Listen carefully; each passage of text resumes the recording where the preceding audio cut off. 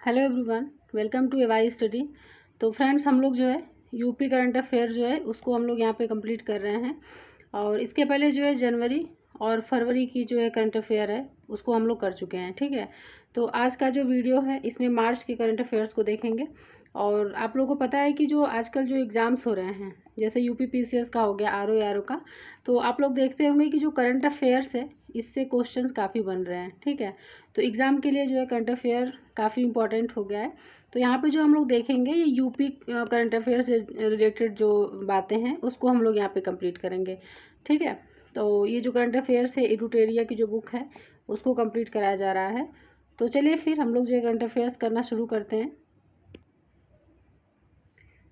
तो मार्च 2024 Uttar Pradesh current affairs. ठीक है, मार्च 2024 में मुख्यमंत्री योगी आदित्यनाथ ने घोषणा की कि उत्तर प्रदेश जल्द ही तहसील स्तर पर फायर स्टेशन बनाने वाला देश का पहला राज्य बन जाएगा। तो ये देखना है कि किस चीज़ में पहला राज्य बन जाएगा। तो उत्तर प्रदेश जल्द ही क्या करेगा, तहसील स्तर पर फायर स्टेशन बनाने वाला देश का पहला राज्य बन जाएगा। ठीक है, इस कार्यक्रम के दौरान प्रदेश के मुख्यमंत्री ने वर्चुअली 38 फायर स्टेशनों का उद्घाटन और शिलान्यास किया। राज्य में UP fire and emergency services की स्थापना जो है 1944 में हुई थी, 1944 में। वर्ष 2017 तक राज्य में केवल 288 फायर स्टेशन स्थापित थे, जबकि पिछले 7 वर्षों में 70 से अधिक नए फायर स्टेशन स्थापित किए गए हैं। तो ये ध्यान रखिएगा कि अगर ऐसा होता है तो उत्तर प्रदेश जो है देश का पहला राज्य बन जाएगा। देखते हैं अब नेक्स्ट। मार्च 2024 में राजकुमार विश्वकर्मा को मुख्य सूचना आयुक्त नियुक्त करने के साथ 10 सूचना आयुक्त नियुक्त किए गए हैं। तो मुख्य सूचना आयुक्त किसे नियुक्त किया गया है, तो राजकुमार विश्वकर्मा को। राजकुमार विश्वकर्मा को मुख्य सूचना आयुक्त के रूप में 3 वर्ष के लिए नियुक्त किया गया है। 3 मार्च 2024 को ओखला पक्षी अभ्यारण्य द्वारा विश्व वन्य जीव दिवस 2024 मनाया गया था। किसके द्वारा मनाया गया है, तो ओखला पक्षी अभ्यारण्य के द्वारा। ओखला पक्षी अभ्यारण्य जो है नोएडा जनपद के गौतम बुद्ध नगर में स्थित है। इस तरह के क्वेश्चन जो है मिलान करने के लिए आते हैं।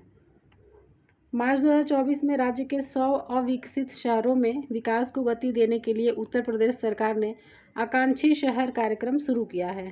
तो देखिए, ये पूछ सकता है कि आकांक्षी शहर कार्यक्रम किसने शुरू किया है, तो उत्तर प्रदेश ने शुरू किया है। और राज्य के 100 अविकसित शहरों में विकास को गति देने के लिए। ठीक है, आगे देखते हैं। इस प्रयास के हिस्से के रूप में प्रारंभिक केंद्र इन शहरों में स्कूलों और आंगनबाड़ी केंद्रों को व्यापक रूप से बदलाव पर केंद्रित होगा। ठीक है, मुख्यमंत्री के निर्देश के क्रम में आंगनबाड़ी केंद्रों के लिए अलग से योजना तैयार की गई है। आगे देखते हैं।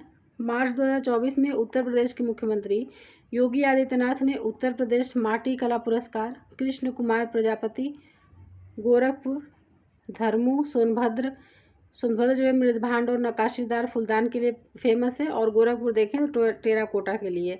आजमगढ़ के पुष्पा प्रजापति, ये ब्लैक पॉटरी के लिए फेमस है आजमगढ़। लखनऊ में आयोजित दूसरे यूपी इंटरनेशनल ट्रेड शो के कर्टेन रेजर सेरेमनी में प्रदान किया है। तो इस तरह के क्वेश्चन बनते हैं एग्जाम में।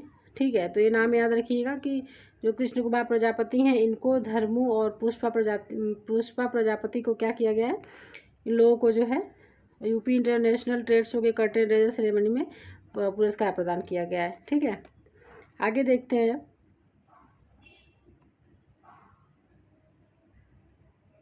इस समारोह में मुख्यमंत्री योगी आदित्यनाथ ने लखनऊ की शबाना खातून, अमरोहा के कृष्णपाल एवं मेरठ के शिशुपाल को उत्तर प्रदेश खादी एवं ग्रामोद्योग बोर्ड के राज्य स्तरीय ग्रामोद्योगी पुरस्कार से भी सम्मानित किया। तो ये लाइन तो उतनी इम्पोर्टेंट नहीं है।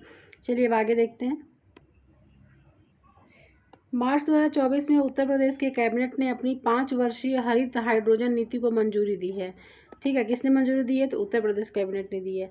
यह परियोजना सफल होने पर यह नीति भारत के राष्ट्रीय हरित हाइड्रोजन मिशन के अंतर्गत वर्ष 2030 तक 5 मिलियन टन वार्षिक उत्पादन तक पहुंचने के लक्ष्य का 5वां भाग पूरा कर लेगी। कब तक पूरा कर लेगी, 2030 तक कर लेगी। मार्च 2024 में उत्तर प्रदेश के मुख्यमंत्री ने मुख्यमंत्री युवा उद्यमी विकास अभियान यानी कि MYUVA यानी एम युवा योजना शुरू की है। किसने शुरू किया है, उत्तर प्रदेश ने शुरू किया है। अगर इसका लक्ष्य देखें तो हर साल 1 लाख युवा उद्यमियों को 5 लाख रुपए तक की परियोजनाओं के लिए ब्याज मुक्त ऋण प्रदान करना है। इस योजना का जो उद्देश्य है, यह राज्य के युवाओं में उद्यमिता का संवर्धन करना, सरकार द्वारा संचालित विभिन्न योजनाओं जैसे कि विश्वकर्मा श्रम सम्मान योजना, एक जिला एक उत्पाद प्रशिक्षण एवं टूल किट योजना, अनुसूचित जाति जनजाति अन्य पिछड़ा वर्ग प्रशिक्षण योजना तथा उत्तर प्रदेश कौशल विकास मिशन द्वारा संचालित कौशल उन्नयन कार्यक्रम में प्रशिक्षण प्राप्त करने वाले लाभार्थी सहायता के पात्र होंगे। ठीक है, तो ये योजना ध्यान रखिएगा, इम्पॉर्टेंट है ये जो योजना दी गई है, मुख्यमंत्री युवा उद्यमी विकास अभियान जो है। ठीक है, मार्च 2024 में प्रधानमंत्री नरेंद्र मोदी जी ने कोलकाता से उत्तर प्रदेश के आगरा मेट्रो का वर्चुअल तौर पर उद्घाटन किया है। तो कहाँ से कहाँ तक किया है? कोलकाता से उत्तर प्रदेश के आगरा मेट्रो का। ठीक है, मार्च 2024 में उत्तर प्रदेश सरकार ने प्रोजेक्ट प्रवीण के माध्यम से राज्य में 61,000 से अधिक लड़की और लड़कियों से कौशल प्रशिक्षण प्रदान किया है। यह परियोजना राज्य के उच्चतर माध्यमिक विद्यालय में पढ़ने वाले कक्षा 9 से 12 कक्षा के छात्रों के लिए है। तो दो चीज़ में ध्यान रखनी है। ठीक है, पहला तो ये है कि जो प्रोजेक्ट है इसका नाम क्या है, तो ये जो है प्रोजेक्ट प्रवीण इसका नाम है, प्रोजेक्ट प्रवीण है। और ये जो है क्लास जो है 9 से लेकर के 12th कक्षा के जो छात्र हैं उसके लिए है। उत्तर प्रदेश में प्रोजेक्ट प्रवीण माध्यमिक शिक्षा और उत्तर प्रदेश कौशल विकास मिशन के बीच एक समझौता ज्ञापन के तहत संचालित किया जा रहा है। प्रोजेक्ट प्रवीण को वर्ष 2022-23 में एक पायलट प्रोजेक्ट के रूप में शुरू किया गया था। इस परियोजना का प्राथमिक उद्देश्य राज्य की शिक्षा प्रणाली और पाठ्यक्रम में सुधार करना है। नेक्स्ट है, मार्च 2024 में उत्तर प्रदेश का सोनभद्र जिला जनवरी 2018 से मार्च 2024 तक लगातार आकांक्षी जिला कार्यक्रम के समग्र प्रदर्शन में 112 जिलों में से शीर्ष 5 जिलों में शामिल है। ठीक है, तो शीर्ष 5 जिलों में शामिल है सोनभद्र जिला, याद रखिएगा। आगे देखते हैं, 7 मार्च 2024 को केंद्रीय मंत्री श्री हरदीप सिंह पुरी ने समावेशी विकास की दिशा में एक और कदम बढ़ाते हुए उत्तर प्रदेश के सोनभद्र जिले में वर्चुअल रूप से 177 विकास परियोजनाओं का उद्घाटन एवं शिलान्यास किया। मार्च 2024 में उत्तर प्रदेश सरकार ने राज्य के 100 अविकसित शहरों में विकास को गति लाने के लिए आकांक्षी शहर कार्यक्रम की शुरुआत की गई है उत्तर प्रदेश के द्वारा। मार्च 2024 में उत्तर प्रदेश पुलिस ने अपराधियों पर नकेल कसने और जांच में मदद के लिए अत्याधुनिक digital platform Trinetra app 2.0 launch किया है। तो ये याद रखना है, ये जो है इस तरह के ऐप जब भी लॉन्च होते हैं तो वो एग्जाम में पूछता है, और खासकर अगर यूपी में कोई ऐप लॉन्च हुआ है तो। ठीक है, तो ये किसने किया है? उत्तर प्रदेश पुलिस के द्वारा जो है त्रिनेत्र ऐप 2.0 लॉन्च किया गया है। मार्च 2024 में उत्तर प्रदेश ने 5 करोड़ आयुष्मान कार्ड जारी करने वाला भारत का पहला राज्य बन गया है। तो कितने करोड़? 5 करोड़ आयुष्मान कार्ड जारी करने वाला भारत का पहला राज्य बन गया है उत्तर प्रदेश। ठीक है, चलिए अब नेक्स्ट देखते हैं।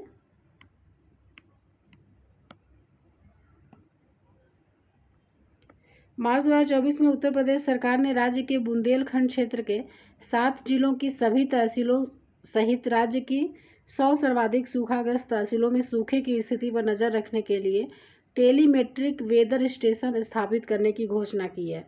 तो पहले तो ये ध्यान रखना है कि किस स्टेट ने किया है, तो उत्तर प्रदेश ने किया है, और कहाँ पे किया जा रहा है? तो बुंदेलखंड क्षेत्र के 7 जिलों की सभी तहसीलों में। ठीक है, तहसीलों सहित राज्य की 100 सर्वाधिक सूखाग्रस्त तहसीलों में।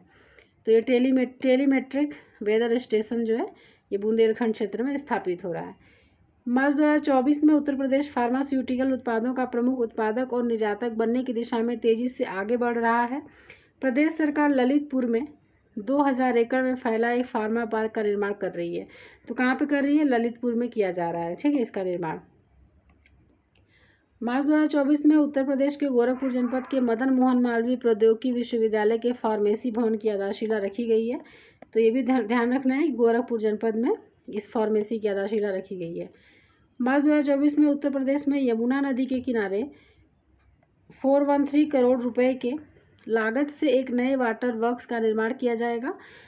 ठीक है, ये उतना इम्पोर्टेंट नहीं है, इसमें ध्यान रख सकते हैं कि यमुना नदी के किनारे जो है ये निर्माण किया जा रहा है। मार्च 2024 में उत्तर प्रदेश के जनेश्वर मिश्र पार्क जो कि लखनऊ में है, जल्द ही दर्शकों के लिए 55 फीट ऊंचे डायनासोर के मॉडल का निर्माण किया जाएगा। तो याद रखना है कि ये जो 55 फीट ऊंचे डायनासोर के मॉडल का निर्माण किया जा रहा है वो उत्तर प्रदेश के जनेश्वर मिश्र पार्क में किया जा रहा है जो कि लखनऊ में स्थित है। आगे देखते हैं, तो यहाँ पे थोड़ा सा जुरासिक पार्क, ये जो है जुरासिक पार्क में डायनासोर, गॉडजिला, किंग कॉन्ग व वूली मैमथ के रियल साइज मॉडल लगाए जाएंगे। यह जो है पहला डायनासोर पार्क होगा। ठीक है, यह जो है यूपी का पहला डायनासोर पार्क होगा। ठीक है, चलिए अब आगे देखते हैं।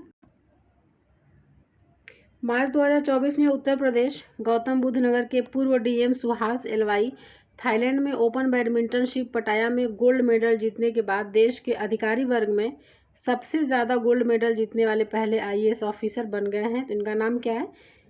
सुहास एलवाई। ये पूर्व डीएम रहे हैं। ठीक है। यह मूल रूप से कर्नाटक में शिमोगा जिले के रहने वाले हैं। सुहास एलवाई उत्तर प्रदेश कैडर में 2007 बैच की आईएएस अफसर हैं। मार्च 2024 में उत्तर प्रदेश में मारुति सुजुकी इंडिया द्वारा अयोध्या में पहला ऑटोमेटेड ड्राइविंग टेस्ट ट्रैक खोला गया है। ये पहला ऑटोमेटिक ड्राइविंग टेस्ट ट्रैक जो है driver training and testing institute में खोला गया है।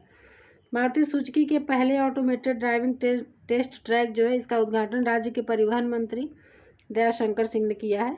तो ये कहाँ पे किया गया है? अयोध्या में ये पहला ऑटोमेटेड ड्राइविंग टेस्ट ट्रैक खोला गया है। ठीक है। चलिए अब आगे देखते हैं। 10 मार्च 2024 को बीसीसीआई के उपाध्यक्ष राजीव शुक्ला ने उत्तर प्रदेश के चौथे अंतर्राष्ट्रीय क्रिकेट स्टेडियम का शिलान्यास गाजियाबाद में किया है। तो ये जो है देश का उत्तर प्रदेश के चौथे अंतर्राष्ट्रीय क्रिकेट स्टेडियम का शिलान्यास कहाँ पे किया गया है? गाजियाबाद में। गाजियाबाद के राजनगर में बनने वाला यह पहला स्टेडियम होगा जिसकी ज़मीन भी उत्तर प्रदेश क्रिकेट संघ यानी यूपीसीए की है और इसका निर्माण भी यूपीसीए करा रहा है। ग्रीन पार्क प्रदेश सरकार के अधीन आता है, जबकि इकाना स्टेडियम जो है, इकाना स्टेडियम को पीपीपी मॉडल के तहत बनाया गया है। 10 मार्च 2024 को भारत के प्रधानमंत्री श्री नरेंद्र मोदी जी ने उत्तर प्रदेश की आजमगढ़ जनपद से भारत की 15 हवाई अड्डा परियोजनाओं का उद्घाटन किया है। मार्च 2024 में उत्तर प्रदेश एक्सप्रेसवे औद्योगिक विकास प्राधिकरण यूपीआईडीए ने अडानी टोटल एनर्जीज ई मोबिलिटी लिमिटेड को उत्तर प्रदेश के 4 एक्सप्रेसवे पर इलेक्ट्रिक वाहनों के लिए 26 चार्जिंग स्टेशन बनाए जाएंगे। इन 26 चार्जिंग स्टेशनों को Bundelkhand expressway, Purvanchal expressway, Agra Lucknow expressway और गोरखपुर लिंक एक्सप्रेसवे पर बनाया जाएगा। ठीक है। आगे देखते हैं। मार्च 2024 में भारत के प्रधानमंत्री ने कुल 34,000 करोड़ रुपए की कई विकास पहलों का उद्घाटन किया, जिसमें प्रदेश के कुछ जिला भी शामिल हैं। नागरिक उड्डयन क्षेत्र को महत्वपूर्ण बढ़ावा देने के लिए प्रधानमंत्री ने देश भर में कई हवाई अड्डा परियोजनाओं के लिए जमीनी कार्य शुरू किया। उन्होंने पुणे, कोल्हापुर, ग्वालियर, जबलपुर, दिल्ली, लखनऊ, अलीगढ़, आजमगढ़, चित्रकूट, मुरादाबाद, श्रावस्ती और आदमपुर सहित हवाई अड्डों पर 12 नए टर्मिनल भवनों का अनावरण किया है। तो काउंट में जो है 12 नए टर्मिनल का अनावरण किया गया है। और जो यूपी में जितनी भी जगहें हैं उनका नाम याद रखना है। तो लखनऊ, अलीगढ़, आजमगढ़, चित्रकूट, मुरादाबाद और श्रावस्ती। ठीक है। यहाँ पर जो है हवाई अड्डा परियोजनाओं के लिए जमीनी कार्य शुरू किया गया है। मार्च 2024 में केंद्रीय गृह मंत्रालय ने प्रदेश के अमेठी जिले के 8 रेलवे स्टेशनों का नाम बदलने के उत्तर प्रदेश सरकार के प्रस्ताव को अपनी स्वीकृति दे दी है। इस निर्णय का उद्देश्य क्षेत्र की सांस्कृतिक पहचान और विरासत को संरक्षित करना है। सरकार द्वारा भेजे गए प्रस्ताव में कासिमपुर हॉल्ट का नाम बदल करके जायस सिटी करने और कई मध्यवर्ती स्टेशनों जैसे जायस का नाम गुरु गोरखनाथ धाम, बानी का नाम स्वामी परमहंस, मिसरौली का नाम माँ कालीकन धाम, निहालगढ़ का नाम महाराजा बिजली पासी, अकबरगंज का नाम माँ अहोरवा भवानी धाम करने का सुझाव दिया गया है। ठीक है। चलिए अब आगे देखते हैं। मार्च 2024 में उत्तर प्रदेश सरकार ने निजी कंपनियों को अपने ई मोबिलिटी पुश में निवेश करने के लिए आमंत्रित किया है। राज्य ने अगले 5 वर्षों में 75 जिलों में 50,000 इलेक्ट्रिक बसें शुरू करने का प्रस्ताव रखा है। उत्तर प्रदेश राज्य सड़क परिवहन निगम ने सकल लागत अनुबंध के आधार पर 5,000 ई बसों की आपूर्ति, संचालन और रख रखाव के लिए बोलियां आमंत्रित करते हुए एक निविदा जारी की है। पहले चरण में अगले वित्तीय वर्ष 2024-25 के दौरान ही 5,000 ई बसें तैनात की जाएंगी। मार्च 2024 में उत्तर प्रदेश के बुंदेलखंड में 10 और सौर ऊर्जा परियोजनाएं शुरू की गई हैं। कहाँ पे की गई हैं? उत्तर प्रदेश के बुंदेलखंड में, जिनसे 3,000 मेगावाट से अधिक विद्युत उत्पन्न होगी। यह पूरा क्षेत्र उत्तर प्रदेश का नया ऊर्जा केंद्र बनने के लिए तैयार है। ठीक है। बुंदेलखंड जो है। चलते हैं अब आगे देखते हैं। सौर ऊर्जा उत्पादन संयंत्र बुंदेलखंड के जालौन, झांसी, ललितपुर, बांदा, चित्रकूट तथा महोबा जिलों में स्थापित किए जाएंगे।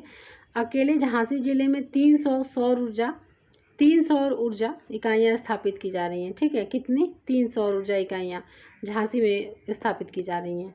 झांसी जिले में टिस्को द्वारा 3,430 करोड़ रुपए की लागत से 600 मेगावाट का सौर संयंत्र स्थापित किया जा रहा है, जिससे 300 रोजगार सृजन के अवसर उत्पन्न होने की संभावना है। मार्च 2024 में उत्तर प्रदेश सरकार ने आगामी लोकसभा चुनाव और त्योहारों को ध्यान में रखते हुए लखनऊ में 17 मई 2024 तक दंड प्रक्रिया संहिता की धारा 144 लागू कर दी है। तो देखिए ये उस टाइम का है। अब आगे देखते हैं।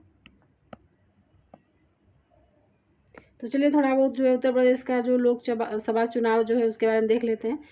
उत्तर प्रदेश में वर्ष 2024 का लोकसभा चुनाव 19 अप्रैल से 1 जून तक 7 चरणों में आयोजित किया जाएगा। ठीक है, ये हो गया है। भारतीय निर्वाचन आयोग द्वारा घोषित चुनाव कार्यक्रम राज्य के पश्चिमी क्षेत्र में गन्ना बेल्ट से शुरू होगा और पूर्वांचल में समाप्त होगा, जिसे अक्सर यूपी का चावल का कटोरा कहा जाता है। मार्च 2024 में निर्वाचन आयोग ने वरिष्ठ IAS अधिकारी दीपक कुमार को उत्तर प्रदेश का नया गृह सचिव नियुक्त करने की मंजूरी दे दी है। वर्ष 2090 बैच के IAS अधिकारी दीपक कुमार वर्तमान में वित्त एवं मूलभूत शिक्षा के अतिरिक्त मुख्य सचिव हैं। मार्च 2024 में यूपी पुलिस ने अपराध की रोकथाम और जांच के लिए डिजिटल प्लेटफॉर्म त्रिनेत्र ऐप 2.0 को अपनाया है। अभी हम लोग इसको जो है पीछे देखे थे। ठीक है, तो थोड़ा वो देख लेते हैं। त्रिनेत्र डेटाबेस जो है, त्रिनेत्र के डेटाबेस में अब 9.32 लाख से अधिक आपराधिक रिकॉर्ड डिजिटल हो गए हैं। फ्रंट लाइन अधिकारियों के पास सुरक्षा जांच के दौरान संदिग्धों की तेजी से पहचान करने की क्षमता होगी। इसका उपयोग इंस्पेक्टर और उससे ऊपर रैंक के सभी पुलिसकर्मी आवश्यकता अनुसार कर सकते हैं। मार्च 2024 में इलाहाबाद उच्च न्यायालय ने फैसला सुनाया कि उत्तर प्रदेश मदरसा शिक्षा बोर्ड अधिनियम 2004 असंवैधानिक है और धर्मनिरपेक्षता के सिद्धांत का उल्लंघन करता है तथा राज्य सरकार को औपचारिक स्कूली शिक्षा प्रणाली में वर्तमान छात्रों को समायोजित करने का आदेश दिया है। तो ये फैसला किसने सुनाया है? इलाहाबाद उच्च न्यायालय ने।